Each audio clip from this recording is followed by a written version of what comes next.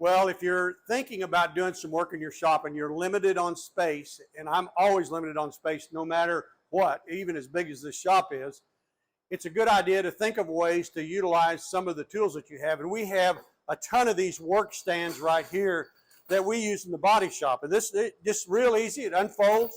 Now, one of the things that people do is they go get those tubes that you use to swim in that are made out of styrofoam, and they slice them and put them on here and then tape them on. But you can also use a moving blanket like this. The idea here is you don't want to scratch the piece that you're working on. Normally this is used in a body shop.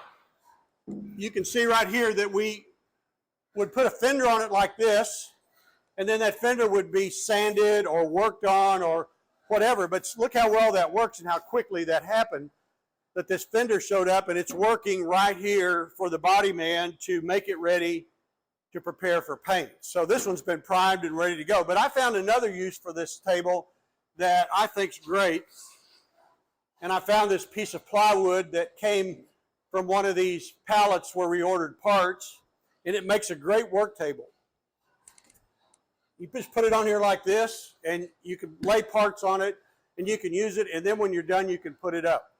So think about this. You can use this work table, a piece of plywood that you had, or if you're in the body working business, you can put a fender on there. I'm Barry Wilson, Wilson Auto Repair. If you want to see other videos, if you want to find tools that I recommend that you should buy, go to my website, wilsonauto.com.